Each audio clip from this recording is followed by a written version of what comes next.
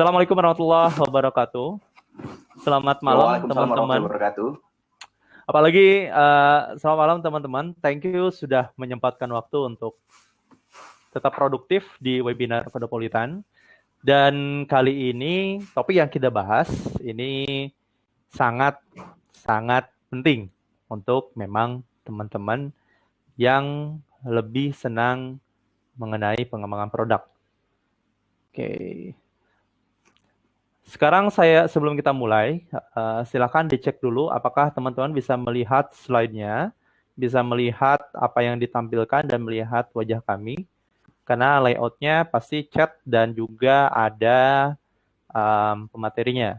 Oke, bisa ya? Jelas ya? Oke. Baik, sebelum kita mulai, saya akan memperkenalkan diri dulu. Nama saya Singgi, saya CMO Kodopolitan. Dan kebetulan sekarang jadi moderator atau partner untuk diskusi dengan narasumbernya. Narasumber kita ucapkan terima kasih dulu untuk Mas Bagus Berlian. Thank you, Singgi. Thank you Mas Bagus Berlian sudah menyempatkan waktunya untuk sharing bareng kita. Mungkin selebihnya Mas Bagus bisa, enaknya nyebut Mas Bagus atau Bagus aja ya? Bagus aja ya? Bagus aja lah ya. Oke. Bagus, silahkan perkenalkan diri dulu secara singkat dan memang bisa menjelaskan latar belakangnya. Jadi singkat aja teman-teman, perkenalkan nama saya Bagus Berlian, saya bagian dari innovation team di Altera. Peran saya selain jadi product owner, saya juga sebagai innovation research analyst di sini. Nah, seperti itu sih singkatnya. Oke. Terima kasih Mas Bagus. Kemudian boleh dibahas dulu mungkin pengalamannya Mas Bagus dulu secara singkat produk itu apa aja yang udah dibuat. Jadi sebelum berkecimpung di Altera, saya sebenarnya sih kuliah 2 tahun, ambil MBA di Sydney di Macquarie Group School of Management. Di situ saya beberapa kali dapat internship ke beberapa firm, contohnya kayak pernah dapat juga kesempatan internship di BCG Digital Venture. Waktu itu kita dapat project untuk menata kota Sydney. Jadi bagaimana Sydney yang pernah menduduki sebagai the most livable city, kan peringkatnya turun nih. Nah, gimana caranya kita bisa meng-create Sydney kembali menjadi the most livable city dengan teknologi digital. Nah, saat itu kita melakukan beberapa metode research yang memungkinkan solusi yang kita beri atau produk digital yang kita sharekan ke publik itu sesuai dengan ekspektasi orang-orang Sydney. Dan itulah framework yang sebenarnya akan saya bagikan di sini. Wais, mantap. Mantap. Thank you atas sharingnya. Jadi memang experience yang bisa diambil dari Bagus ini cukup banyak dari sebelumnya. Dan buat teman-teman jangan ragu-ragu buat bertanya, apalagi soal pengembangan produk. Masih apa ya? Masih belum itulah, masih perlu banyak pengalaman lah ini. Oke, no worries lah. Itu kan jam terbang. Oke, sebelum kita lanjut, kita mulai dengan vote-nya dulu nih. Teman-teman di layar teman-teman bisa kelihatan vote-nya di bawah. Silakan dikirim vote-nya atau yang muncul. Gimana? Seru nggak? Belum dibahas padahal ya. Sambil teman-teman nge-vote, ya? Sambil teman-teman nge-vote, saya mau ngomongin sesuatu. Di Kodopolitan kemarin kalau teman-teman ngikutin, sekarang kita lagi buka program beasiswa kelas online, yaitu project base dengan Laravel dan juga teknologi geolocation dari Here Maps API. Nah, kemarin sebetulnya target kita 2.300 orang itu untuk setidaknya satu semester, tapi ternyata dalam waktu 2 minggu udah penuh dan lebih dari kuota gitu. Kita sedang mengalokasikan untuk bisa membuka gelombang berikutnya, jadi tunggu saja infonya dan terus pantengin info Kodopolitan. Lalu ada lagi informasinya buat teman-teman bahwa sebentar lagi, mungkin besok atau di minggu ini, Kodopolitan akan ngumumin program hackathon virtual. Jadi hackathon virtual ini topiknya seperti di poster, Hack for Better Days. Gimana cara kita menyumbangkan ide kita mengenai bagaimana solusi dalam menghadapi pandemik di masa mendatang atau dalam kondisi yang seperti sekarang ini COVID-19 gitu. Mulai dari aplikasi sampai pemanfaatan dari teknologi HEAR-nya itu sendiri. Hadiahnya lumayan. Hadiahnya dari juara pertama itu sekitar 5.000 US dollars. Dan juara kedua 3.500 US dollar dan juara ketiga 2.000 US dollar. Itu untuk topik pertama aplikasi, dan topik yang kedua tentang utilize pakai HEAR Studio itu sekitar 1.000 US dollar sampai ke 500 US dollar. Lumayan banget. Soalnya hackathonnya apa? Hackernya timnya bisa virtual karena sekarang kita lagi PSBB nih, beberapa kota PSBB, bahkan distance jangan sampai deket-deketan dulu karena untuk menghindari penyebaran COVID. Jadi tetap produktif selama masa kita karantina. Isolasi mandiri ini, ya, karantina mandiri. Jadi tetap semangat. Nanti untuk informasi lanjutannya, pendaftaran sebagainya, pantengin aja terus channel Kodepolitan. Gitu. Oke, itu aja yang aku mau ngasih tahu. Selanjutnya, topik malam ini buat teman-teman yang sudah pengalaman buat aplikasi atau sudah buat produk sendiri atau sudah bekerja dan sedang menggeluti produknya sendiri, pasti sudah tahu banget lah. Tapi yang buat pemula, ini khususnya buat teman-teman banget nih, ini topiknya kita hadirin dan kebetulan ada Bagus juga. Kita ingin memberikan panduan yang secara perlahan buat teman-teman memahami sebetulnya tahap apa sih yang paling krusial di awal untuk mengetahui produk ini akan disukai atau tidak, atau orang-orang bakal suka atau tidak. Itu ya, Bagus ya? Betul sekali, Singgi. Jadi intinya yang akan kita diskusikan kali ini adalah bagaimana sih kita mengcover kebutuhan dari user kita dengan cara dengan cara memaksimalkan fitur-fitur yang ada di produk kita nantinya. Oke. Nanti teman-teman saya kasih informasi di channelnya ini, di layar webinar teman-teman. Nanti akan muncul pop-up dan juga pertanyaan untuk berinteraksi dengan pemateri. Pemateri akan menanyakan dan teman-teman silahkan jawab. Oke, untuk waktu dan tempat 1 jam ke depan, kita presentasi, kita menjelaskan mengenai bagaimana membuat produknya itu sendiri dari awal, secara mendasar, dan juga tanya jawab di akhir sekitar 10-15 menit. Untuk itu, Bagus, dipersilakan untuk kita mulai. Oke, sip. Terima kasih banyak, Singgi ya. Jadi, hari ini diskusi kita itu challenge-nya adalah bagaimana sih kita membuat produk yang disukai oleh user. Jadi, ada 2 macam variabel nih di sini. Ada produk dan juga user. Nah, untuk membuat sebuah produk yang bagus, bagaimana kita tahu usernya terlebih dahulu. Nah, sebelumnya, yang akan saya bagi di sini, oke. Nah, saya mau tanya nih ke teman-teman, ya, masalah apa sih yang biasanya dialami oleh produk kreator di Indonesia atau teman-teman yang hadir di sini? Teman-teman bisa share nggak? Ini bisa share nggak, Gi? Coba aku ajuin pertanyaannya dulu. Kita angkat pertanyaannya. Masalah apa yang sering dihadapi? Silahkan teman-teman jawab ya, yang muncul di layarnya masing-masing. Waktunya paling 1 menit sampai 19.10. Silakan dijawab. Wah, seru nih, ada yang online 111 orang. Ternyata ramai juga. Oke.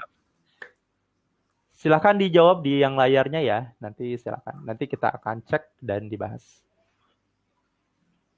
Nanti bisa di-share juga ya beberapa ya, kayak pertanyaannya teman-teman. Betul.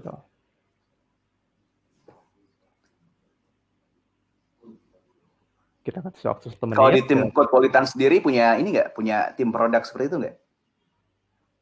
Saat ini tim produk, tim marketing, tim tech itu masih. Dari challenge-nya lebih ke apa nih? Lebih ke pembagian peran kalau gitu ya?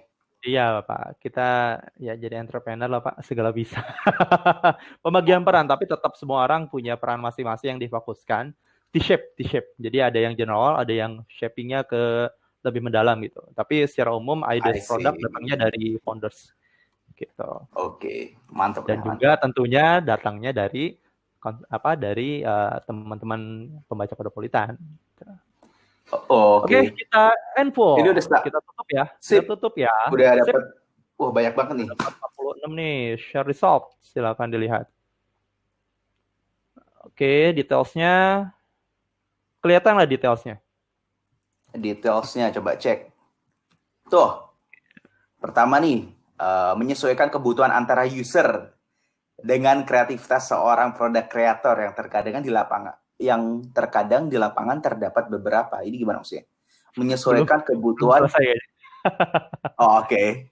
Mengelola data dari hasil investigate nih, menarik nih. Memang kadang ketika kita melakukan sebuah riset, gimana sih caranya kita mengelola data itu untuk apa ya? Kalau gue sih dulu lihatnya ini sih, gimana caranya dari data yang ada itu, gue tahu problemnya itu apa, baru dari situ gue ngerti, oh kalau problem ini gue harus bikin feature ini nih. Nah, gitu.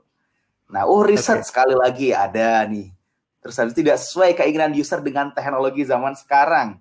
Apakah betul ini tidak sesuai dengan keinginan user sama teknologi yang ada? Kita lihat sih. Bagaimana cara riset? Gak bisa coding. Oh, hire orang yang bisa coding dong. Produk kurang terkenal padahal kualitas bagus. Nah ini nih.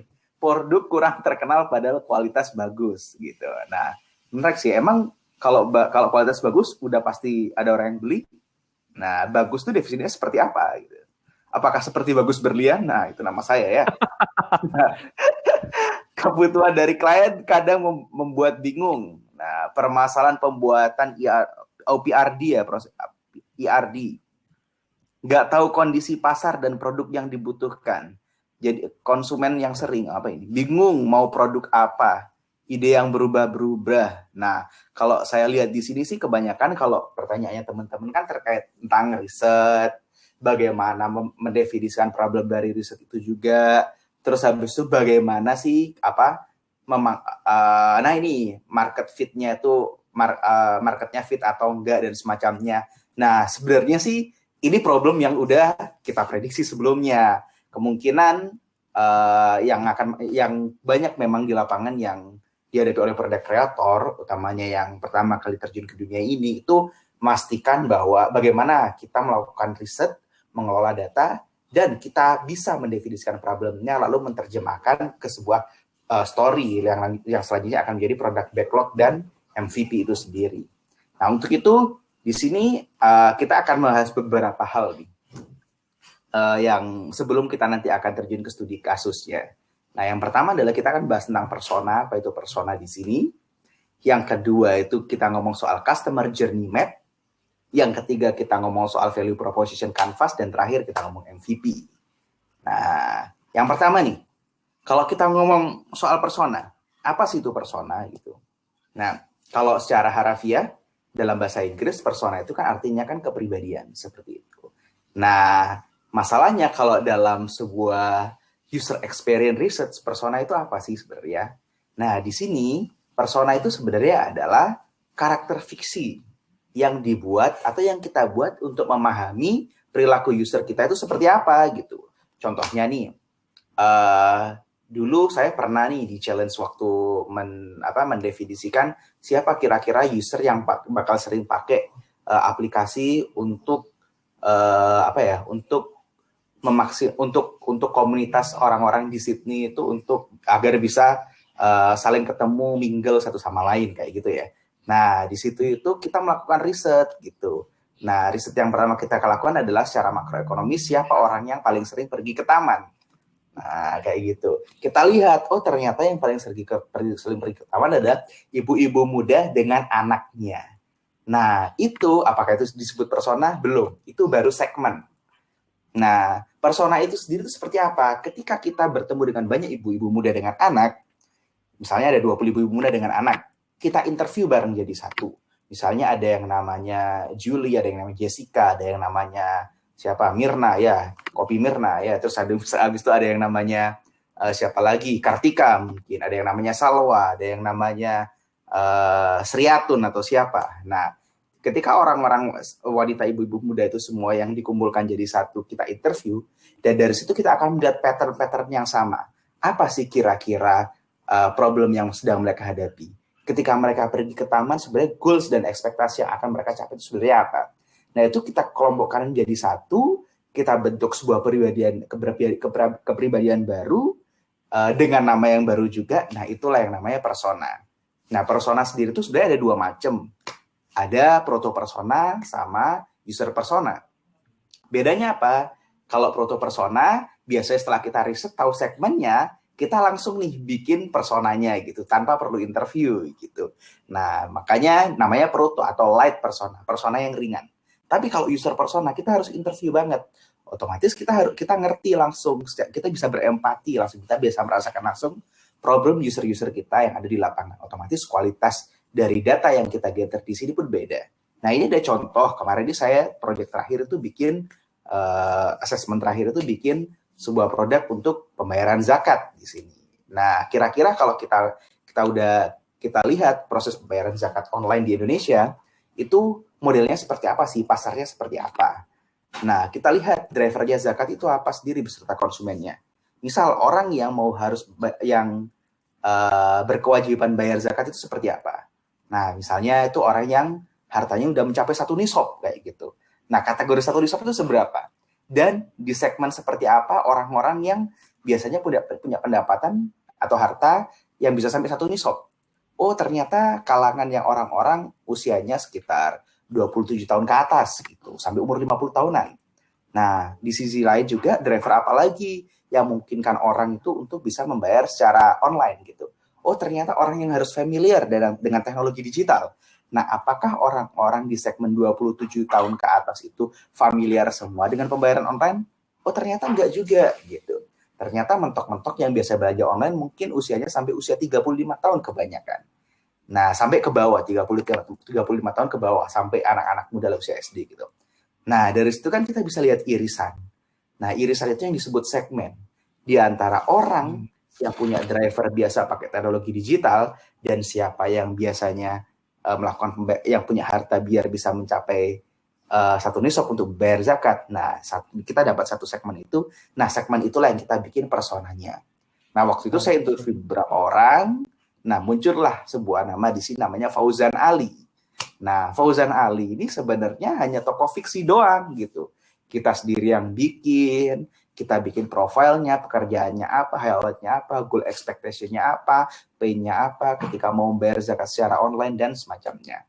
Nah, setelah kita tahu orang tipe seperti Fauzan Ali ini, modelnya seperti apa, kita coba telusuri dia. Dia biasanya kalau bayar zakat online tuh pakai channel apa sih? Oh, di sini pakai sebuah startup aplikasi. Ini boleh sebut merek nggak ini? Silakan kalau memang dibutuhkan. Nah, misalnya dia biasa pakai yang namanya kitabisa.com. Nah, gitu. Nah, kalau misalnya kalian bayar zakat pakai kitabisa.com, nah orang yang seperti Fauzan Ali, gimana caranya kalian bayar kayak gitu. Nah, dibuat kita untuk tahu lebih dalam, kita bikin yang namanya customer journey map. Nah, sebenarnya customer journey map itu apa sih? Itu satu set journey langkah-langkah yang dilakukan oleh user ketika mengakses sebuah produk.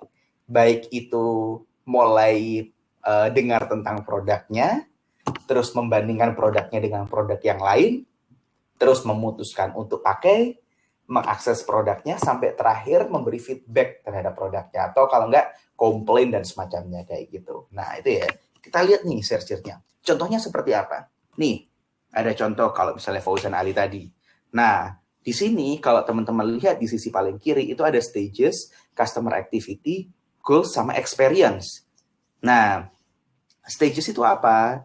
Stages itu tuh tiap fase journey yang harus dilalui oleh user untuk mengakses sebuah produk. Mulai tadi yang seperti saya ceritakan, awalnya dari aware dulu produknya ada atau enggak.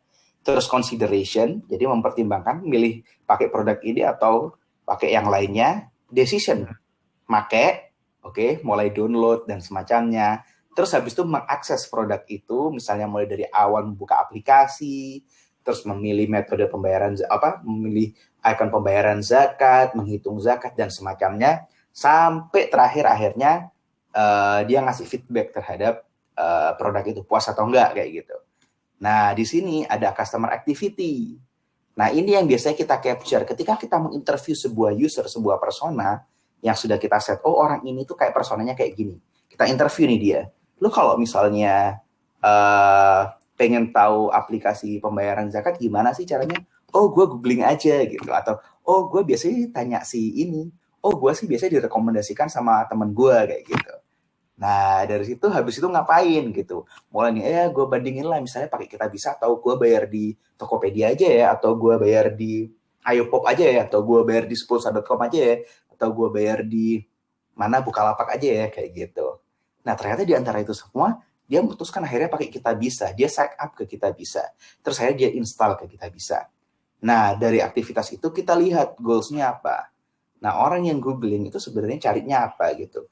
Oh, ternyata yang gue cari ketika gue googling tentang aplikasi zakat adalah gue pengen cari yang paling reliable, paling bisa diandalkan lah.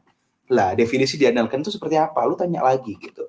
Misalnya diandalkan itu gue nggak ribet, pokoknya sekali masuk ke situ bisa ngitung gitu. Ngitung pembayaran zakat dan semacamnya atau bisa ngasih notifikasi. Nah, kayak gitu.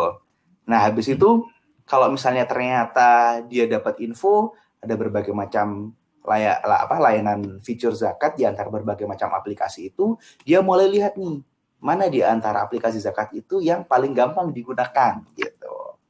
Nah, setelah itu dia mulai mendownload kayak gitu. Nah, experience-nya kita lihat juga. Biasanya kalau kita melakukan customer journey research itu kita benar-benar kita perhatikan atau kita rekam.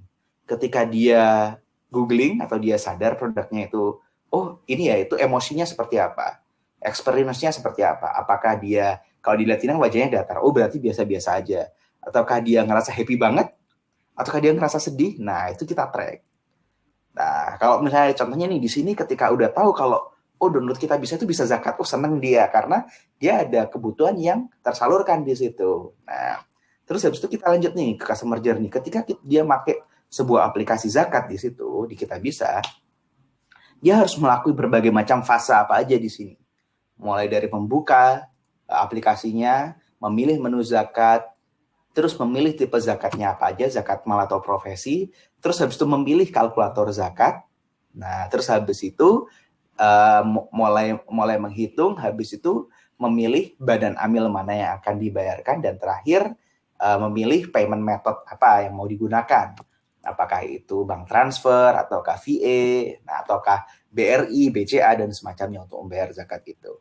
Nah, goals-nya kita lihat lagi. Kalau open kita bisa app itu, aplikasi kita bisa apa sih yang di-share gitu.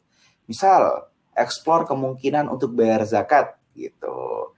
Atau kalau misalnya udah memilih menu zakat gitu, kita lihat. Nah, apa goals-nya di sini? Oh, gue pengen bayar zakat itu yang nggak pakai ribet kayak gitu. Nah, terus kita lihat emosinya di sini orang. Ketika dia explore awal aplikasi kita bisa, terus dia lihat ada logo zakat di situ, nah penilaiannya gimana? Oh ternyata dia seneng gitu. Nah terus ketika dia langsung bisa memilih menu zakat di situ, ternyata gampang banget panduan zakatnya. Nah dia di sini nggak cuma seneng tapi seneng banget gitu. Terus ternyata dia dapat penjelasan juga tentang bedanya zakat mal sama profesi ini apa di sini. Ataukah sebenarnya sama sih, tapi kenapa dibedakan kayak gitu. Nah terus habis itu di sini misal di fitur itu dia ada detail kalkulatornya juga, bagaimana cara menghitung zakatnya gitu. Wah, di situ ternyata dia senang banget. Sampai seluruh journey-nya itu kita capture nih emosinya orang itu, penilaiannya dia seperti apa. Nah, setelah dia mengakses aplikasi itu, nah apa nih setelah melakukan proses pembayaran selesai, ternyata di sini yang namanya personanya, usernya itu nyari tanda terima dari amilnya, bukan tanda terima sukses doang dari si aplikasinya. Dan ternyata di sini aplikasinya nggak ngasih nih kalau aplikasi pembayaran zakatnya. Di sini dia sedih dong. Nah, kayak gitu. Dan akhirnya dia share experience gimana sampai akhirnya dia ternyata tiap bulan tuh dia pengen ngeset alarm untuk pembayaran bulan, tapi ternyata nggak ada. Nah, dia di sini sedih lagi. Dari situ kita ngerti mana pain yang dihadapi customer, mana yang enggak. Dilihat dari mana emosi yang ada di bawah nih. Kalau teman-teman lihat dari tadi, kan di bawah kan ada emotikonnya. Nah, lihat emotikonnya. Nah, emotikon ini, halo? Ya, ini kita coba. Tadi kita mulai dari yang pertama tuh soal personas ya. Kita dulu karena Hmm. supaya teman-teman mengerti. Apakah ada video yang perlu kita lihatkan atau enggak ya? Oh, Atau belum, nanti? belum. Oh, bentuk, Nanti belum. itu case study. Kita sekarang ngasih ini dulu, ngasih gambaran dulu ke teman-teman nih. Nah, Oke. persona dan customer journey map itu seperti apa dan customer journey Jadi itu seperti apa. ada dua yang udah kita bahas tadi, yaitu dalam 20 menit ini kita sudah bahas persona dan juga customer journey map. Uh, Oke, teman-teman dari dua materi ini silakan ajukan pertanyaan kalau masih ada yang belum ngerti, ajukan di Slido.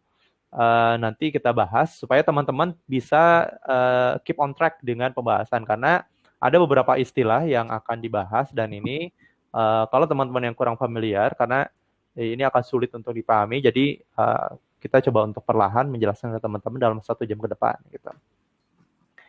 Tadi ada apa aja ya di mind map-nya? Di apa? ada persona, ada customer journey, masih ada satu lagi value proposition, terakhir MVP. Oke. Silakan diajukan pertanyaan dulu. Kita kasih waktu 1 menit di Slido. Ini notification ini gue bisa gue cancel atau run full screen ini? Notification yang mana? Gue dapat notification Oh, presenter is nggak asking usah. to view Itu this full content. kalau mau layarnya dipenuhin. Kalau mau di full Oh, screen, I tapi see. kalau nggak apa-apa. Oke, oke. Oke, kalau gitu kita lanjut. Setelah customer journey map, setelah dapat pain and gain-nya, kita lanjut dengan value proposition canvas. Silakan, Bagus. Oke ya, value proposition canvas ya tadi ya. Hmm. Nah, kan teman-teman udah dapat semua nih, mana yang kategori pain and gain di sini dari customer journey nih. Nah, sekarang saatnya kita masukkan ke value proposition canvas di sini. Nah, kalau teman-teman lihat di atas ini gains, oke, ketika menggunakan aplikasi tadi terkait development aplikasi zakat, nah apa aja yang didapat oleh user? Pertama, kemudahan proses. Terus ternyata yang menjadi hal yang menarik bagi user adalah user ngerti nih bedanya, ada keterangan bedanya berbagai macam zakat, apa itu zakat fitrah, zakat mal, atau profesi juga di sini. Terus ternyata payment method yang beragam itu juga menjadi sebuah gain, sebuah benefit bagi customer. Karena kadang ada customer yang nggak punya rekening BCA tapi punya Mandiri. Nah, itu ketersediaan seperti itu sangat membantu user. Terus apalagi ini, ada juga macam-macam amil zakat yang ada di sini. Kadang ada beberapa kawan-kawan user di sini gitu. Contohnya mungkin ada yang dari kalangan NU lebih suka bayar ke Lazisnu, ada yang dari teman-teman Muhammadiyah lebih suka bayar ke Lazismu dan semacamnya kayak gitu. Nah, itu sebenarnya menjadi gain dari customer itu sendiri. Terus habis itu ada instan kalkulator gitu, kalkulator instan. Jadi kalau misalnya teman-teman mau bayar zakat tinggal masukin angka aja di situ. Terus teman-teman udah dapat ya, oh angka segini rupiah nih ternyata yang harus saya bayarkan zakat di tahun ini kayak gitu. Nah, misalnya contohnya kayak gitu. Nah, ternyata yang jadi pain di sini tuh apa gitu. Gak ada remindernya nih. Kadang orang itu kalau habis gajian gitu waktunya bayar zakat, ternyata dia nggak ada reminder gitu. Dia kadang ngerasa sedih juga ya gitu. Padahal kan zakat kan satu kewajiban gitu.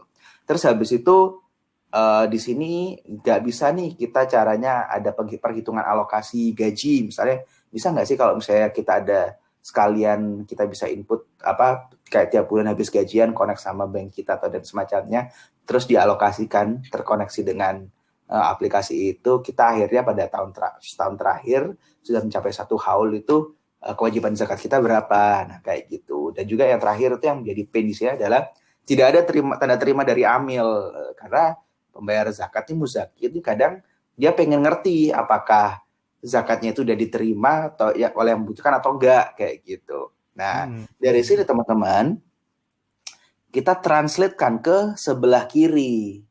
Contohnya nih kalau kita ngomong soal ketersediaan payment method yang ada.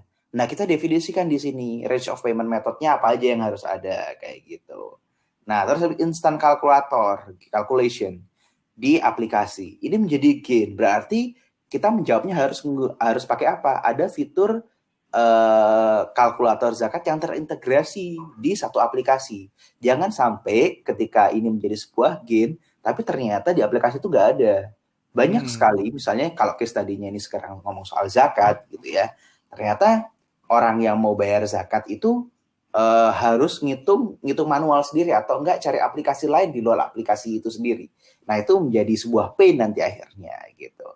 Nah, terus habis itu dan semacamnya kayak misalnya nggak ada remindernya, nah itu diminta ada notifikasi, terus budget management setelah gajian dan semacamnya kayak gitu. Nah, yang di sebelah kiri ini itu adalah fitur-fitur minimum yang harus kita bikin setelah riset untuk membuat sebuah produk pembayaran zakat. Nah, kayak gitu nih. Jadi itulah sebenarnya yang dinamakan oleh MVP gitu. Jadi MVP minimum viable product atau biasanya orang ada yang ngomong juga MLP minimum lovable product. Jadi kalau produk ini tuh pengen dicintai oleh user, minimum itu harus ada feature apa aja sih gitu. Harus diletakkan. Harus seperti apa aja sih fiturnya. Misalnya kalau ada icon pembayaran zakat. Nah, itu letaknya harus di mana gitu. Jangan sampai kalian pengen bikin fitur ini itu kalau misalnya user pengen benar-benar pengen produk ini tuh benar-benar urgent butuh produk ini, jangan sampai misalnya waktu dekat Ramadan icon pembayaran zakatnya itu ternyata terdapat di 2 layer atau 3 layer dari aplikasi kalian. Nah, di sini ternyata karena needs-nya mereka adalah aplikasi zakat ini ikonnya ada di paling depan kayak gitu. Terus habis itu ada penjelasannya, ada fitur penjelasan perbedaan zakat ini apa aja, misalnya mal sama fitrah tadi apa gitu. Terus habis itu ada installan kalkulator, ada range amilnya apa aja gitu. Terus habis itu payment methodnya itu harus apa aja. Terus ada payment process, tombol payment process. Di sini harus ada payment success notification dan juga tanda terima dari amil itu sendiri itu penting. Dan terakhir ada notifikasi tiap bulannya. Gitu. Seperti itu sih. Ini minimum viable product. Sebenarnya gue ada contoh sekali sih di sini kayak wireframe gitu. Bisa gue share nggak di sini? Bisa dulu ya. Coba di-klik dulu. Ya, coba di-share. Jadi jadi kalau teman-teman lihat hasilnya seperti apa sih tadi itu gitu. Gue share screen ya di sini ya. Nah, tap. Nih. Nah, ini nih hasilnya tadi. Nah, kalau misalnya udah muncul. Oke.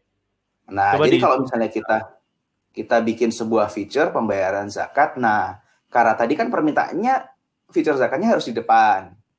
Nah, itu harus di depan di sini. Terus kedua, kebutuhannya apa? Oh, di sini ternyata harus ada pembedaan antara pembayaran zakat. Nah, kayak gitu. Nah, dari situ kita bisa tahu lah gitu. Kayak misalnya tiap zakat ini fitrah, mal dan lainnya itu apa. Terus mulai kita bikin kalkulatornya seperti apa. Nah, habis itu terakhir itu juga ini range amilnya apa aja gitu. Jadi A, B, C, D, E ini amilnya seperti apa aja, terus metode pembayarannya harusnya ada apa aja. Nah, kita terjemahkan di sini. Itu sih teman-teman. Sampai terakhir, ketika pembayarannya itu sukses seperti apa, ketika pembayarannya sudah diterima oleh amil, itu seperti apa. Misalnya di notifikasi ini, seperti ini. Nah, gitu. Oh, zakat malnya sudah diterima di aplikasi, gitu. Terus habis itu juga zakat malnya ternyata sudah diterima oleh amil yang bersangkutan. Nah, seperti itu sih contohnya. Itu salah satu bentuk dari minimum viable product kayak gitu teman-teman. Mantap. Itu sih. Nah, sampai sini ada pertanyaan nggak sebelum kita ada case tadi? Gitu? Tadi ada yang nanya, aku lihat di chat ya. Ini tadi softwarenya apa Whimsical? Oh iya, udah jawab sih. Oke, paling sebelum kita lanjut dengan case tadi, materi udah sampai kan, semua sampai MVP dari mulai personas, user tadi? Persona, customer journey map, value proposition, dan MVP. Ada pertanyaan, untuk cari persona itu gimana ya? Nah, menarik nih, seperti yang dia jelaskan tadi ya. Cari persona itu ketika kita mau melakukan bikin sebuah produk, kita harus tahu nih segmen mana yang mau kita sasar, gitu ya. Nah, cari segmennya itu seperti apa? Biasanya teman-teman di sini harus menyiapkan beberapa driver yang apa ya? Bukan driver lah, kita ngomongnya apa ya? Variabel ya yang bisa beririsan satu sama lain. Contohnya kayak tadi, kenapa saya bisa akhirnya dapat persona si Ali tadi ini, si Fauzan Ali tadi ini sebagai seorang lead milenial usia 29 tahun bekerja sebagai associate marketing manager gitu. Nah, kita lihat yang bayar zakat di sini itu yang punya kewajiban bayar zakat itu siapa gitu. Utamanya zakat mal nih yang bisa dibayar, yang apa? Yang punya peluang untuk dibayar ketika kita punya kelebihan harta kayak gitu ya. Nah, itu ada, kan kita harus ngerti sifat-sifat zakat itu ada apa aja. Misalnya dibayarkan ketika mencapai satu nisab itu definisinya seperti apa gitu. Harta satu nisab itu seberapa banyak, terus setelah mencapai satu haul itu seperti apa, kayak gitu. Nah, misalnya kita ngomong soal satu nisab, ternyata kemarin hasil perhitungan kita, orang yang punya penghasilan, paling nggak punya harta mencapai satu nisab, gitu, paling nggak per bulan harus punya penghasilan sekitar, dikurangi kebutuhan ya, sekitar 11 jutaan misal kayak gitu ya. Nah, di Indonesia kita lihat data misalnya di BPS atau apa gitu, orang yang punya penghasilan 10 juta ke atas gitu, 10 juta sampai 15 juta lah misalnya gitu, itu orang-orang umur seberapa sih kira-kira gitu. Nah, ternyata itu orang-orang usia yang misalnya yang mulai masuk level supervisor nih kerjaannya. Biasanya di situ orang yang usianya sekitar 28 ke atas gitu, 28. Nah, sampai ke atas lah, sampai level direktur atau orang mau pensiun kayak gitu. Itu maksudnya udah gede itu. Rata-rata mereka biasanya punya harta yang bisa dizakatkan, zakat malnya gitu, atau zakat profesinya kayak gitu. Nah, dari situ juga kita lihat, karena kita channel pembayarannya adalah pembayaran online digital. Nah, kalangan mana sih yang familiar dengan pembayaran digital? Nah, terus kan kita lihat kan, rata-rata orang yang pakai pembayaran digital itu anak-anak milenial ke bawah. Ada milenial, generasi Y, terus sama generasi Z, sama generasi Alpha gitu. Nah, generasi Y sendiri usianya yang paling tua sekarang berapa sih? Misal 35 tahun. Berarti usia 35 tahun ke atas, 36 ke atas itu nggak masuk segmen kita. Kalau dilihat dari driver uh,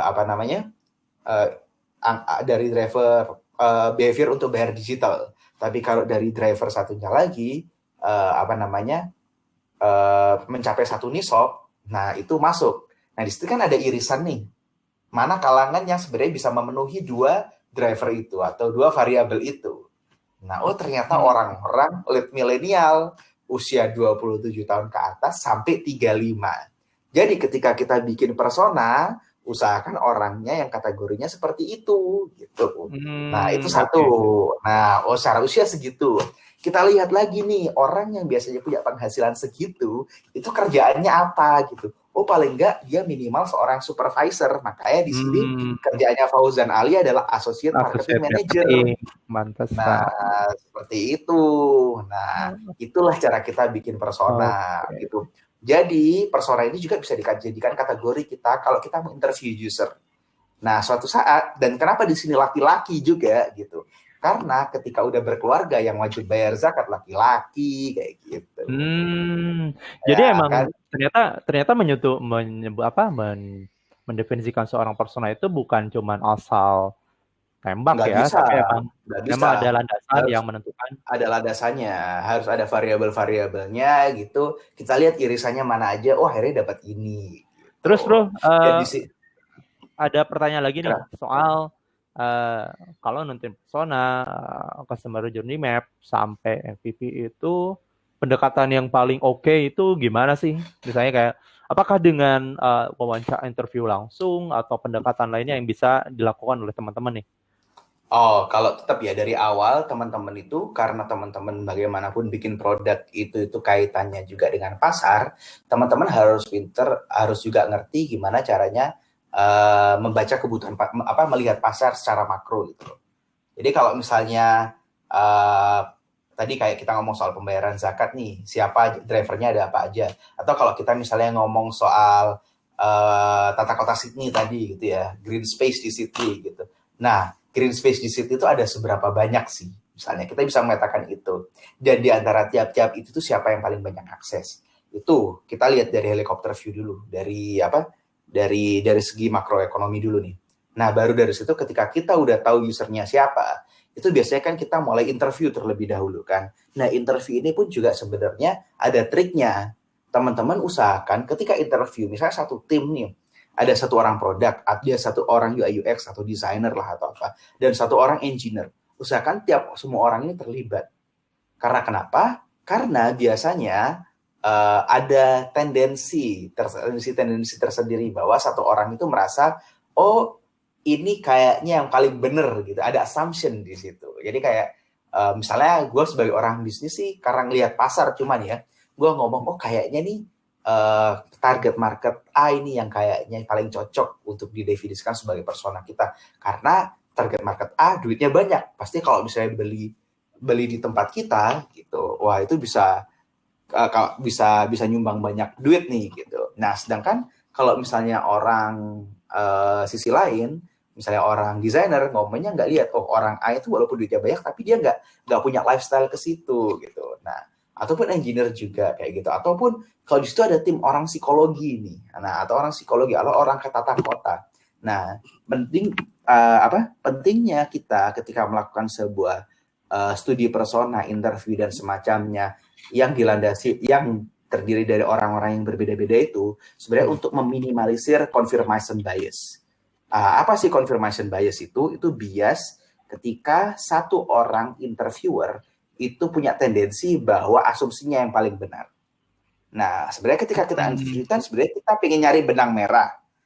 Nah, kalau si A, misalnya orang bisnis melihat ini sebuah problem yang menarik, orang UI UX atau designer melihat ini sesuatu yang menarik juga, orang engineer melihat ini sesuatu yang menarik juga dan bisa dibikin, ya udah disitulah sebenarnya benang merah dapat ketemu, kita bikin persona kayak gini. Ini persona yang harus kita masuki.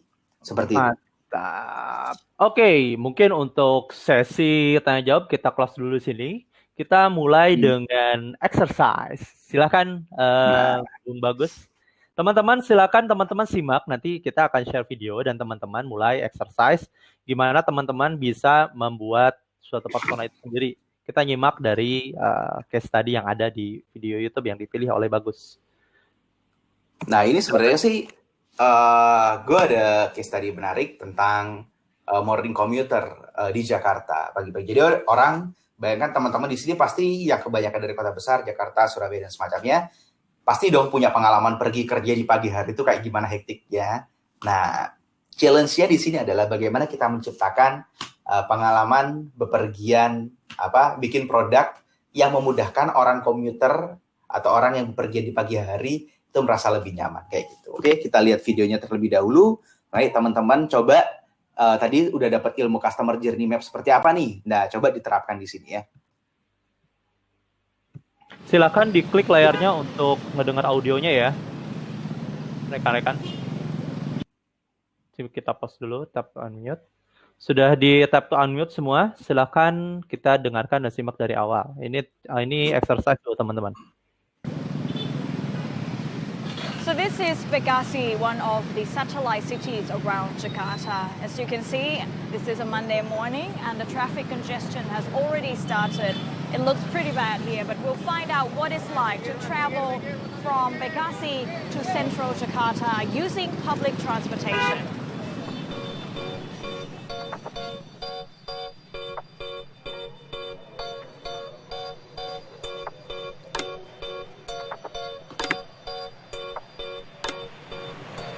So to use the commuter line, you have to come here. If you don't have the card already, you have to come here to buy your ticket.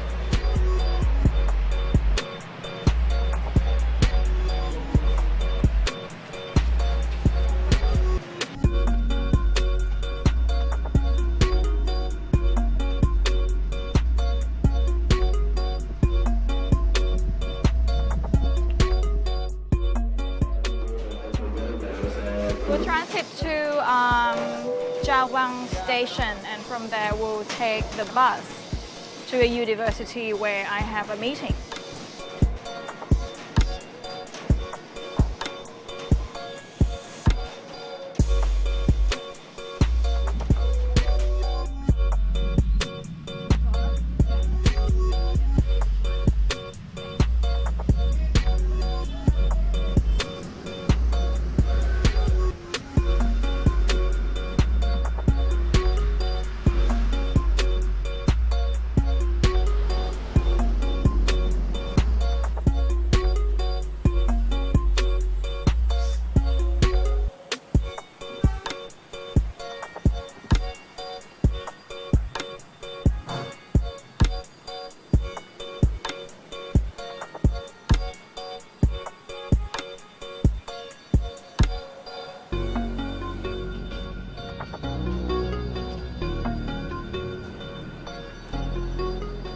So finally, I have arrived at my destination.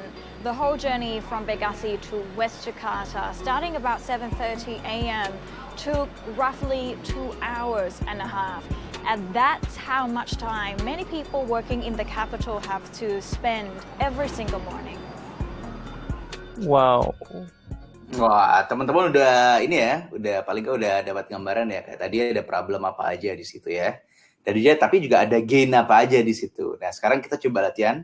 Ini teman-teman bisa kalau misalnya mau berpendapat bisa nggak di sini atau sekedar nulis di komen bawah gitu atau gimana? Berpendapat bisa, tapi nanti di kita pilih teman-teman kalau mau nanti Bagus mau nanya dulu atau gimana pendapatnya? Nggak, jadi kayak misalnya kita sekarang nih, nah kita kan udah ada gambaran case tadi nih, mungkin teman-teman sekalian latihan gitu, siapa yang di sini coba bikin persona gitu, nah nanti kita lihat gitu, personanya udah cocok nggak, atau kayak gitu nih misalnya contohnya. Oke. Ini ada yang bisa kita pilih siapa yang bisa ngomong di bagian Q&A. Rekan-rekan silakan kalau mau memberikan pendapatnya mengenai persona dari video tadi, ajukan di Q&A dan chat, saya mau gitu. Biar kita pilih. Oke, sip. Nah, setelah itu, sebelum kita ke arah persona, kita coba definisikan nih produk di sini itu apa gitu ya. Nah, pertanyaan saya adalah yang disebut produk dari video tadi itu apa sih sebenarnya? Apakah trainnya? Apakah stationnya? Apakah sistemnya? Atau ada opini yang lain di sini, teman-teman? Nah, teman-teman mungkin bisa share pertanyaan. Kita ajuin pertanyaan ya. Iya, kita ajuin pertanyaan nih. Silakan teman-teman dilihat di layar dan jawab pertanyaannya. Apa sih produk? Ya, dalam sebuah video tadi. Dari video tadi, produk itu yang mana? Produknya yang mana dan jelaskan gitu. Kita start, silakan diisi. Oke, silakan. Dijawab langsung.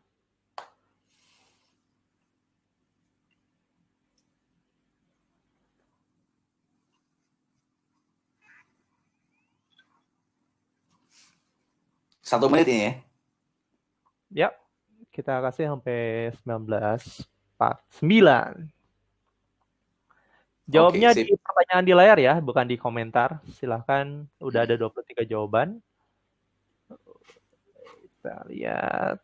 Oke. Yang diharapkan jawaban yang deskriptif atau memilih dari yang disebutkan tadi? Sebenarnya deskriptif aja, terserah menurut teman-teman seperti apa. Tapi kalau misalnya teman-teman mau memilih hanya kayak misalnya contohnya, produk itu ya trainnya itu sendiri, ya udah tulis keretanya gitu aja, gak apa-apa. Oke. Udah 1 menit? Sebentar lagi. Ya, masih menanjak. 45. 46. Sampai 50 kita full. Oke, sepertinya sudah cukup. And full ya. Sip. Kita lihat. Oke. Kita lihat nih detailsnya nih. Nah, ada yang ngomong sistem, ada yang ngomong train, ada sistem, sebuah layanan, output yang dihasilkan, konsep dalam membuat ide, sistem dalam menangani traffic, sistemnya lagi, sistem transportasi sistem, transport system, train system, transportasi umum system, suatu inovasi, Nah, produk adalah sebuah produk milik infrastruktur perkereta apian Indonesia dan infrastruktur. Solusi untuk menyelesaikan masalah target yang dituju. Wah, menarik ini. Nah, sebenarnya tuh pernyataan dari teman-teman ini, ini ada tren untuk menentukan tren dan terkait beserta jadwalnya. Nah, kalau teman-teman lihat definisi produk di sini itu sebenarnya apa sih? Sebenarnya pernyataan teman-teman di sini banyak yang benar juga gitu. Tapi yang lebih tepatnya adalah sebenarnya kalau yang kita maksud produk di sini adalah ya keseluruhan dari proses itu tadi, karena produk itu sendiri adalah sebuah, kalau saya nyebutnya sebagai sebuah apa ya, vehicle value gitu loh. Bagaimana kita mengantarkan sebuah value untuk customer kita itu sendiri. Jadi contohnya kalau selama customer journey tadi itu orang pergi naik kereta, mulai awal nih naik kereta gitu. Oh, mengenal naik kereta dia tahu KRL itu dari mana. Nah, misalnya taunya dari info dari teman. Nah, bagaimana kita menyampaikan ke temannya merekomendasikan ke si A tadi, ke cewek tadi, itu sudah bagian dari produk gitu. Terus habis itu sampai mulai dari pembelian tiket juga. Nah, tiket itu proses pembelian tiket itu juga bagian dari proses untuk menyampaikan value juga. Nah, itu yang namanya vehicle value. Sampai terus masuk tren itu juga sebuah produk, karena di situ ada value yang dibagikan. Value-nya apa? Value-nya adalah sebuah tempat yang nyaman, value-nya adalah sebuah sarana transportasi yang murah, sarana transportasi yang cukup reliable dan cepat daripada kita harus macet-macetan di Jakarta. Nah, kayak gitu. Jadi kalau bisa dilihat di sini, satu set fase yang dilalui oleh user ini itu adalah produk. Jadi baik dari awal sebelum naik sampai terakhir dia itu naik bus dan turun, nah itu semua ada value. Nah, kalau itu semua adalah produk. Jadi ketika kita akan membuat sebuah produk yang ditujukan untuk satu persona ini, pastikan produk kita bisa memenuhi semua value yang diinginkan oleh persona ini. Itu. Nah, contohnya nih, ayo kita bikin persona di sini. Nah, gimana? Challenge kita nih sekarang. Kita masuk case tadi. Bagaimana mungkin kita tadi kan sudah lihat ada kakak-kakak tadi yang naik KRL, terus habis itu dari Bekasi ke tempat pertemuannya di Universitas Trisakti gitu. Nah, gimana caranya kita membuat experience yang lebih bagus gitu untuk morning commuter ini di Jakarta dengan menggunakan produk digital. Nah, di sini. Sekarang mulai kita belajar untuk bikin persona nih. Di sini teman-teman bisa ada yang mau nge-share nggak personanya dari video yang kita lihat tadi. Nah, kira-kira mau ngisi seperti apa nih dia? Kayak terserah aja teman-teman, kalau misalnya orangnya seperti ini, kira-kira mau dikasih nama siapa, umurnya berapa, kira-kira kerjaannya apa. Terus selama menggunakan produk tadi itu problem statement-nya seperti apa, personal background-nya seperti apa, kenapa dia bisa ngeluarin statement kayak gitu, dan sebenarnya goal dan ekspektasinya dia itu seperti apa sih untuk mengakses produk ini, which is ini adalah transport system di Jakarta. Oke, kita coba pilih dari yang mengajukan untuk Q&A. Saya pilih yang dari paling atas, Mas Adi Murianto, siap ya? Saya klik ya. Kalau udah ready, disilakan untuk menjawab apa yang dipertanyakan tadi. Oke, silakan nih Mas Adi nih. Halo Mas Adi. Halo. Halo, silakan Mas. Gimana Mas? Bentar, dia belum muncul. Mas Adi. Passwordnya. Ini berusak kuis ya. Oke, Mas Adi ternyata tidak respon dari tadi. Saya sudah klik approve, tapi belum direspon. Kita geser ke namanya Mas Arif dari Jakarta. Mas Arif, saya akan pilih. Silakan untuk merespon ya. Oke, ini silakan di. Halo Mas Arif.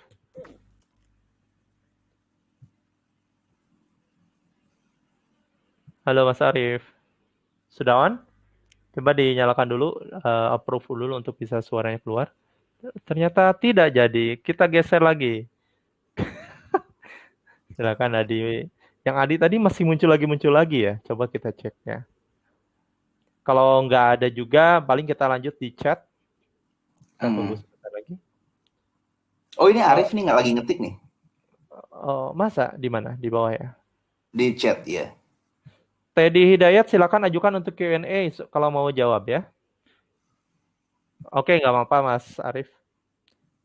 Mas Teddy silakan ajukan di Q&A supaya saya bisa approve dan Mas Arif bisa bicara. Mas Arif, Mas Teddy, sorry. Mas Teddy belum muncul ya.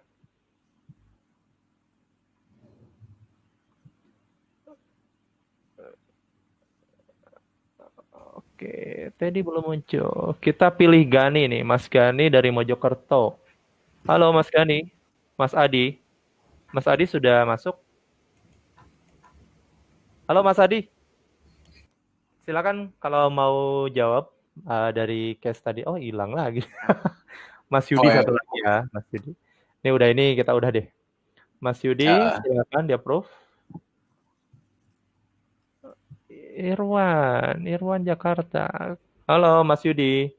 Silakan untuk menjawab tadi dari video tadi. Kita coba exercise untuk personanya. Profilnya seperti apa, problemnya, goals-nya, dan personal background-nya. Ya kan Mas Bagus untuk di guide. Jadi bagaimana Mas? Kita ada empat hal nih yang harus kita jawab di sini untuk definisikan persona. Kita tadi udah lihat profilnya seperti apa, terus orang yang seperti apa. Di sini kira-kira kalau orang yang seperti ini, usernya seperti ini, kira-kira mau dikasih nama siapa nih? Namanya Herlina lah. Herlina dari Herlina. Namanya Herlina. Nama istrinya ya, bukan ya? Umurnya berapa Mas kira-kira? Umur 30 sampai 40. Oke, 30 sampai 40. Kerjaannya kira-kira apa nih? Traveler blogger. Oh, travel blogger. Menarik sih, menarik. Nah, apa yang mendasari dikasih nama Herlina, usianya segitu, dan pekerjaannya itu tadi? Dia apa maksudnya? Ingin guide secara online. Jadi kemana aja tujuan tercepat, destinasi mana aja yang perlu dituju. I see. Itu aja. Oke, menarik gitu ya. Oke, terus kalau misalnya Mas, ya dari hasil lihat video tadi, kira-kira si Herlina ini ketika naik KRL dan pindah ke bus dari Bekasi sampai ke Trisakti itu goals dan ekspektasinya apa aja kira-kira? Goal expectation-nya dia bisa memilih transportasi apa yang tercepat, siapa pemandu yang udah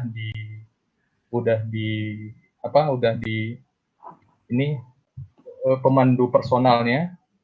Oke, pemandu personal. Sudah ada jadwal jadwal keberangkatan. Oh, menarik. Nah, berarti problemnya itu kalau Mas dari video tadi kira-kira problemnya apa aja ya yang bisa dilihat di sini? Kalau problemnya itu apa aja yang destinasi yang dituju per transportasi apa dan apa ya, bingung juga, blank ini. Wah, tidak ada awal. Terakhir nih, personal background-nya nih, kira-kira Herlina ini background-nya seperti apa dia? Dia juga travel blogger, menghadiri rapat juga di Trisakti sana. Itu aja. Oke, sip. Makasih Mas Adi ya. Mas Adi ya? Oke. Yudi. Oke, makasih ya. Thank you Mas Yudi. Oke. Nah, nggak ada menarik sih. Jadi kemampuan kita mendefinisikan persona tiap orang itu akan beda-beda.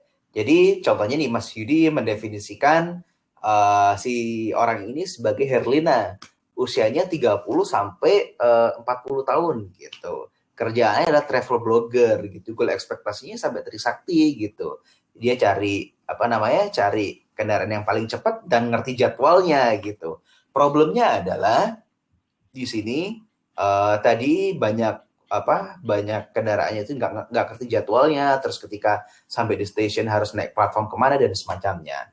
Nah, personal background-nya tadi ya tetap travel blogger, terus ya suka jalan-jalan dan semacamnya kayak gitu. Nah, itu dari Mas Adi.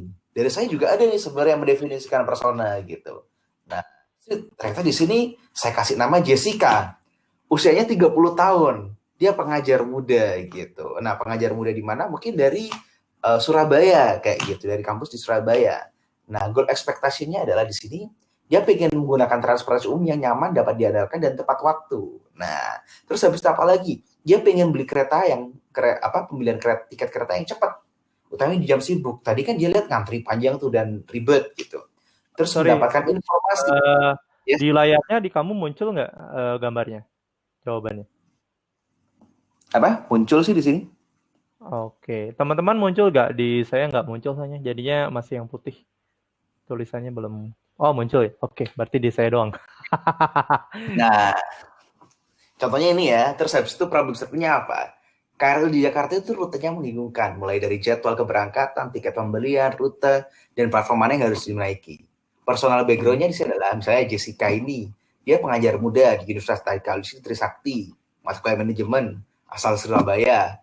Terus dia pernah S2 di Melbourne. Nah, hobi bertualang gitu. Sehari-hari dia menggunakan KRL untuk bepergian karena murah gitu. Nah, coba misalnya kita lihat nih. Saya mendefinisikan persona. Mas Yudi tadi mendefinisikan persona. Apa kira-kira yang sama di sini? Misalnya nih, saya definisikan si persona si Jessica ini umurnya 30 tahunan gitu. Nah, Mas Yudi juga 30 tahunan. Iya, nah, 40 tahun. Terus habis itu apalagi di sini yang kita ngomong? Ya dia pengen transportasi yang nyaman gitu. Terus dia pengen tahu informasi rutenya itu dengan tepat kayak gitu. Nah, sama kan di situ. Terus habis itu apalagi di sini yang pengen tahu di sini? Oh, ternyata mana tadi? Ya intinya rute tadi dan simplicity pembayarannya kayak gitu. Nah, ketika kita sebagai dalam satu tim produk gitu ya, ketika kita melakukan riset, nah biasanya itu kan ada tendensi bahwa kita tuh definisi kita tuh problem yang paling benar kayak gitu. Nah, ketika kayak gini, saya misalnya ke lapangan langsung sama Mas Adi gitu ya. Persona gue kayak gini nih, persona Mas Yudi. Mas Yudi kayak gini. Nah, kira-kira apa nih yang sama di sini? Oh, berarti di sini itu benar problem terkait dengan rute itu benar karena saya dengan partner saya sama-sama punya clue atau argumen yang sama di sini. Terus apakah benar persona kita ini umurnya 30 tahunan? Benar, karena saya nggak punya 30 tahunan, si partner saya juga gitu. Nah, itu contoh bagaimana kita mendefine persona kayak gitu. Nah, oke. Next misal. Dari situ kita kan dapat nih customer journey-nya seperti apa. Jadi kalau kita lihat customer journey dari awal fase-fasenya, kalau saya namanya Jessica, tadi namanya Herlina, sama aja. Mungkin nama lengkapnya Jessica Herlina, kita nggak tahu ya. Nah, bro, boleh aku close dulu si jendela ininya karena sepertinya ada masalah nih di layarku. Oke, silakan. Nanti di-share ulang ya. Sip. Oke. Coba di-share ulang. Di-share ulang. Oke, sip. Saya share ulang ya, share screen. Nah, terus habis. Bentar ya. Nah, kita kembali ke customer journey map tadi. Nah, kita udah dapat persona nih, namanya Jessica Herlina tadi. Nah, kita coba lihat Jessica Herlina, si perantau yang pergi ke Jakarta ini. Nah, itu kira-kira waktu pertama kali tahu transport KRL dari siapa gitu. Misalnya, dari teman, peer referral gitu. Ini customer journey map versi simpelnya ya gitu. Nah, ketika dia tahu itu, experience-nya gimana? Oh, dia happy di situ. Kalau dia emoticon tadi, emoticonnya senyum gitu. Nah, terus apa yang membuat dia memutuskan untuk naik KRL dibandingkan dengan yang lainnya? Nah, ternyata di sini dia mempertimbangkan self research gitu. Kalau dari Bekasi, daripada naik bus dan semacamnya untuk ke Trisakti, ternyata paling enak naik KRL. Dan itu yang paling murah emang. Di situ dia very happy gitu. Nah, decision-nya pembelian tiket nih gitu. Nah, ketika dia pembelian tiket, dia kalau pagi-pagi pengen cepat-cepat beli dapat tiket, ternyata dapat tiketnya itu susah banget gitu. Karena harus ngantri dan semacamnya kayak gitu. Dan itu sangat painful. Nah, di sini ada pain di situ. Nah, yang happy ini gain-gainnya, di sini ada painnya gitu. Terus di delivery proses, selama dia menggunakan KRL atau mode transport system itu semuanya gitu. Nah, ternyata dia nyaman gitu. Kalau nyaman rasanya gimana sih? Ya udah netral-netral aja. Berarti itu standarnya lu harus ada gitu juga gitu. Nggak boleh hilang ini. Kalau misalnya jadi produk backlog, ini produk backlog yang harus ada, tapi nggak boleh hilang. Tapi ya, apa ya, gimana? Nice to have, but not must to have gitu. Ini bro, gitu. Produk backlog Yes. tuh apa ya kalau buat teman-teman biar Oh tahu? iya, kalau teman-teman yang belum tahu, apa sih produk backlog itu? Jadi produk backlog itu series of feature yang akan kita develop di sebuah produk besar. Jadi kalau misalnya tadi di pembayaran zakat nih, nah pembayaran zakat itu kan ada list-list beberapa feature yang harus di develop, mulai dari kalkulator, terus sampai tombol pencet proses pembayaran, terus habis itu list amil zakat yang ada, list payment method yang ada. Nah, itu yang namanya product backlog. Nah, itu sih. Sorry ya gitu kalau misalnya sedikit roaming tadi. Nah, terus apalagi delivery proses di sini setelah naik KRL-nya, pindah rute gitu. Dia pengen goals-nya apa? Kalau pindah rute dia pengen tahu rute yang mana yang paling cepat nih gitu. Atau kalau misalnya dia harus ke Trisakti itu ternyata harus misalnya naik ke platform 13, nah di platform 13 sebelah mana sih dia harus tahu gitu. Nah, karena waktu itu tadi kalau di videonya stasiun Manggarai ribet banget, dia nggak ngerti ini harus kemana gitu. Di situ ada painful di situ. Dan terakhir, dia ketika ngasih rekomendasi dia mau ngasih feedback terhadap produk layanan transportasi tadi dari awal sampai akhir. Nah, karena di situ nggak ada semacam kotak suara atau kotak konsumen, dia merasa jengkel juga di situ. Dan di situ ada pain juga. Nah, dari sini kan teman-teman udah tahu nih mana yang gain, mana yang pain gitu. Nah, kita tulis ke dalam user story sebenarnya gitu. Nah, sebagai contoh nih, saya bikin satu dulu ya. Nanti teman-teman bisa merefleksikan gitu, kira-kira di sini akan ada journey apa lagi selain yang saya tuliskan gitu. Ya, yang pertama saya as a morning commuter, sebagai seorang yang berpergian di pagi hari. Nah, di sini Jessica Mirna tadi ingin menemukan loket pembayaran yang paling mudah dan dapat diandalkan. Alasannya kenapa? Karena saya ingin saya ingin segera dapat tiket kereta saya dengan mudah dan langsung naik kereta, apalagi ketika jam sibuk. Saya nggak mau menunggu nih di stasiun lama-lama gitu. Nah, skenario-nya adalah seperti apa? Nah, contohnya kasih given. Nah, kondisinya adalah orang ini adalah pemakai KRL sehari-hari gitu, daily KRL user. Nah, si Jessica Mira tadi, oke? Ketika dia ingin membeli tiket, nah, ia ingin langsung bisa menemukan mesin tiketnya atau loketnya di depan stasiun tanpa ada penghalang sama sekali dan dia bisa nggak ada antrian sama sekali. Nah, itu contoh satu skenario gitu. Nah, yang lain apa? Misal banyak. Tadi kita ngomong soal rute misal, permasalahan yang sudah kita confirm sama antara saya sama Shidi tadi. Nah, contohnya goal-nya sebagai boarding commuter. Nah, sebagai orang yang ingin berpindah jalur gitu. I want to know the direction of the route immediately once I leave my train to jump into another train gitu. Saya ingin tahu nih gitu, rutenya secara langsung mana kereta yang harus saya ambil kalau ingin meneruskan perjalanan. Reasonnya kenapa? Ya saya nggak ingin menunggu lama-lama lagi di stasiun karena saya diburu waktu untuk sampai kantor, harus efisien. Nah, skenario-nya gimana? Given the morning commuter, daily KRL user ini itu berada di interchange stasiun perpindahan gitu. Nah, ketika ia ingin berpindah kereta, untuk menuju tujuannya misalnya di kampus Trisakti, dia bisa segera tahu nih kereta mana yang harusnya saya ambil. Nah, itu. Nah, kita masukin ke value delivery strategi, value proposition canvas tadi gitu. Misalnya contohnya tadi kalau misalnya susah nih, kita punya pain adalah susah beli tiket on the spot gitu.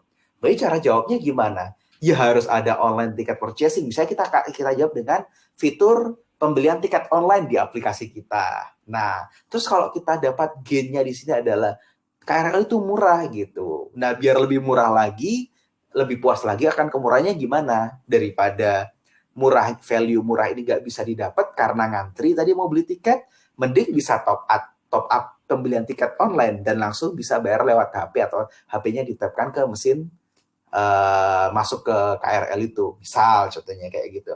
Nah, nanti series of feature yang kita listkan di sebelah kotak sebelah kiri ini, itulah yang dinamakan product backlog atau feature yang akan kita buat di dalam sebuah aplikasi yang seperti saya jelaskan tadi.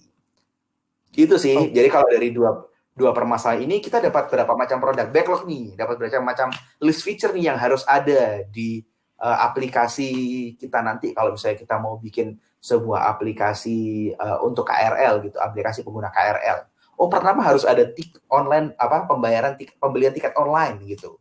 Terus yang kedua apa lagi? Oh, bisa setelah ada pembayaran tiket online, nah misalnya dapat kartu online itu di HP-nya itu. Bisa sekalian top up online juga. Nah, kayak gitu. Dan seterusnya kayak gitu. Karena kalau misalnya saya jelasin satu-satu, kita lihat dari case kayak tadi, sebenarnya akan banyak backlog yang kita bikin. Nah, itu sih. Jadi kalau misalnya di sini teman sudah ada bayangan ya, minimum lovable product atau minimum viable product itu seperti apa. Nah, itu sih. Jadi kalau teman-teman pengen bikin, jadi tema kita kali ini adalah bagaimana kita membuat sebuah produk yang disukai user. Jadi intinya di sini adalah teman-teman harus bisa menerjemahkan problem, ke dalam user story dan menjawabnya ke dalam product backlog. Tapi untuk mengetahui itu semua, teman-teman harus tahu definisi personanya seperti apa dan coba teman-teman berempati ke tiap journey-nya, ke tiap customer journey, ada fase apa aja, coba dilihat permasalahannya di situ sebenarnya itu apa sih gitu. Emosinya seperti apa, pain and gain-nya apa. Nah, untuk menentukan prioritasnya itu juga. Dan kalau teman-teman, ya intinya berempati itu seperti apa sih gitu. Nah, kalau saya dulu sama teman-teman saya di Australia itu kalau misalnya if you are speed out gitu, that's empathy. Misalnya kayak lu lihat teman lu itu lu naik kapal gitu ya, misalnya di sungai gitu. Terus lihat teman muntah, nah kalian ikut muntah itu empati gitu. Kalau misalnya kalian naik kapal gitu, lihat teman muntah, kalian kasih minyak angin, nah itu baru sekedar simpati. Nah, yang harus dilakukan teman-teman untuk membuat sebuah produk yang disukai user adalah teman-teman harus bisa berempati. Kalau muntah, ikut muntah. Jadi kalau misalnya naik KRL gitu, teman-teman harus immersion juga, harus bisa punya pengalaman paling enggak ikut naik KRL itu juga sendiri gitu. Seperti itu sih. Nah, itu dari saya. Terima kasih, saya Bagus Berlian. Ini ada blog saya nih, udah jarang update sih, cuman akan saya update lagi juga. Terus kalau misalnya mau berkenalan di LinkedIn, bisa kontak saya di sini. Itu dari saya. Terima kasih semua teman-teman. Selamat malam ya. Terima kasih Bung Segi ya. Thank you. Sebelum kita akhiri, teman-teman fokus banget nih, masih fokus ternyata ada 25 responden, 21 masih fokus, 4 orang sudah mulai turun fokusnya. Oke, saya mau share screen soal ini ya, pertanyaan. Kita share screen pertanyaan ya. Kita pilih-pilih aja yang memang diperlukan karena berhubung sudah lebih dari 1 jam. Sebentar, share. Oke, ini yang kita share. Terlihat apa yang dilihat lagi? Slido atau apa yang dilihat di layar kalian? Slido ya? Slido. Oke, ini kita ambil dari vote yang paling tinggi dulu ya. Oke, bagaimana cara memikat user dengan proyek kita? Kita sedang membicarakan produk, mungkin bisa dibahas mengenai produk ya. Kalau bagaimana cara memikat user dengan proyek kita, dengan produk kita. Sebenarnya kalau misalnya lagi gimana caranya, ini sebenarnya kalau misalnya saya jawab, kemungkinan jawabannya ya satu presentasi itu lagi kan ya. Jadi gimana caranya produk kita disukai user, user terpikat akan produk kita, balik lagi ketika kita sudah mendefinisikan persona tadi itu seperti apa, coba kita lihat persona itu ketika mengakses sebuah produk atau jasa atau aplikasi atau apapun teknologinya itu. Nah, kita lihat tiap fasenya itu pain and gain-nya apa aja. Nah, baru itu kita jawab dengan feature yang akan kita buat. Seperti itu sih. Mantap. Kita lanjut dengan pertanyaan kedua. Bentar, saya lagi buat poll. Oke, kita close. Lalu ini tadi sudah dijawab ya sepanjang tadi saya sambil nanya sambil Mas Bagus jawab mengenai bagaimana dari interview. Tadi sudah dijawab untuk approaching-nya seperti apa. Bisa disimak kembali. Metode apa yang paling penting untuk capture customer feedback? Metode apa yang paling efektif untuk meng-capture customer feedback? Nah, kalau misalnya sebenarnya ini menarik ya, karena kenapa feedback itu, namanya kita bikin produk ya, kalau kita ngomong soal agile, Scrum, design thinking, Kanban, itu kan sebenarnya sebuah proses yang tiada henti. Betul nggak? Jadi kita melakukan sprint tiap minggu, ataupun tiap 2 minggu lah teman-teman. Setelah itu ada masukan dari user lagi, ada produk backlog yang harus dibikin lagi, ada feature baru lagi yang harus dibikin. Atau kalau nggak ada feature mungkin ada bug atau apa yang harus diberesin kayak gitu kan. Nah, kalau misalnya cara kita meng-capture sebuah feedback, kalau dari saya pribadi, biasanya saya akan tempel nih satu orang yang biasanya jadi satu persona saya gitu. Nah, misalnya persona saya kategorinya tadi, kalau misalnya aplikasi zakat usia 29 tahun namanya Fauzan Ali nih. Nah, orang kayak Fauzan Ali itu seperti apa sih gitu. Nah, jadi ketika saya ada problem apa dan semacamnya, saya selalu tanya gitu, Fauzan Ali, kita habis bikin develop udah kayak gini dan semacamnya gitu. Nah, menurut lu gimana kayak gini gitu? Oh, oke sih, berarti ini kurang gini. Oh, kalau bisa gini kayak gini akan menarik gitu. Oh ya udah, nah metode kayak gitu sih yang menurut saya paling efektif. Jadi kalian harus punya satu user atau satu orang yang bersedia voluntary yang kategorinya itu sesuai dengan persona kalian untuk kalian kasih kesempatan mengakses produk kalian dan juga memberikan feedback seperti itu. Nah, kalian mengumpulkan feedbacknya seperti apa, ya itu balik lagi teman-teman. Bisa mungkin pakai SurveyMonkey, bisa mungkin pakai sekedar kuesioner biasa. Tapi kalau SurveyMonkey keribetan, biasanya saya sih cuma sekedar telepon aja gitu. Kita lagi ada feature kayak gini nih gitu. Nah, coba nih kasih feedback gitu. Jadi itu pentingnya lah kita tetap menjaga silaturahmi sama user itu. Oke, satu lagi pertanyaan terakhir karena waktu sudah lebih dari 1/4 jam. Apakah Mas Bagus di setiap feature-nya punya tingkat urgency atau value? Atau hanya berdasarkan dari persona itu saja? Gimana cara mengukurnya atau cara memilihnya? Gitu. Nah, ini kalau dijawab sebenarnya itu akan ada satu presentasi lagi karena kaitannya sama cost of delay gitu. Nah, cost of delay itu sebenarnya apa? Cost of delay adalah sebuah cara atau ilmu kita untuk memprioritaskan feature atau produk backlog apa yang akan kita bikin terlebih dahulu. Jadi kalau teman-teman tadi sudah lihat kan ketika habis bikin value proposition canvas tadi, kita akan bikin feature apa aja nih gitu. Nah, itu di situ itu untuk menekan cost biasanya saya kayak gitu, produk apa yang harus didahulukan. Nah, itu ada perhitungannya namanya cost of delay. Jadi cost of delay itu sendiri ada beberapa hal yang harus kita perhatikan. Yang pertama business value. Kalau misalnya kita bikin misalnya contoh bikin aplikasi zakat tadi, kalau ikonnya kita taruh ke depan, halaman paling depan, berapa banyak user yang bisa kita convert menjadi customer. Nah, kayak gitu. Itu value, oke? Terus yang kedua adalah urgency. Urgency dilihat dari mana? Kita bisa lihat dari, kalau misalnya aplikasi zakat, ini sudah mendekati Ramadan nggak ya? Ada momen tertentu nggak yang mewajibkan kita harus membuat segera feature ini? Atau kalau nggak gitu juga, misalnya urgency lain terkait, misalnya, kompetitor ternyata udah bikin produk ini nih, gitu, untuk menangkap market segini. Kalau kita nggak bikin, berarti kita akan kehilangan market segini. Nah, itu urgency. Terus yang terakhir itu opportunity sama risk yang akan kita capai kalau misalnya kita bikin sebuah produk tertentu. Nah, tapi itu akan jadi satu sesi tersendiri itu kalau misalnya kita ngomongin cost of delay. Bagaimana cara kita memprioritaskan tiap feature itu tadi. Itu sih. Oke, mantap sekali jawabannya. Teman-teman, untuk sharing sekarang webinar ini semoga bermanfaat. Dan satu lagi, Saya akan kirimkan di layar teman-teman, silakan jawab. Menurut kalian, gimana materi dan pemateri atau narasumber kita sekarang? Silakan dijawab. Muncul di layar Anda.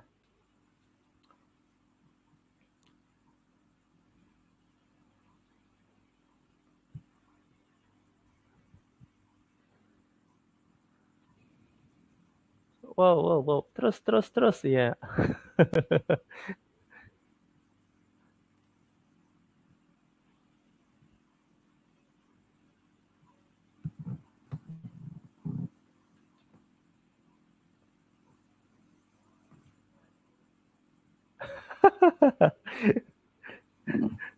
Oke. Terus bertambah. Oke, kita close untuk responnya teman-teman. Thank you semuanya. Silakan bisa dilihat nanti. Share the result. Dan finish poll. Oke, ini datanya ada nggak? Bagus, sudah melihat responnya? Oh, belum. Dilihat detail ya? Ya, coba dilihat dulu. Oh, oke.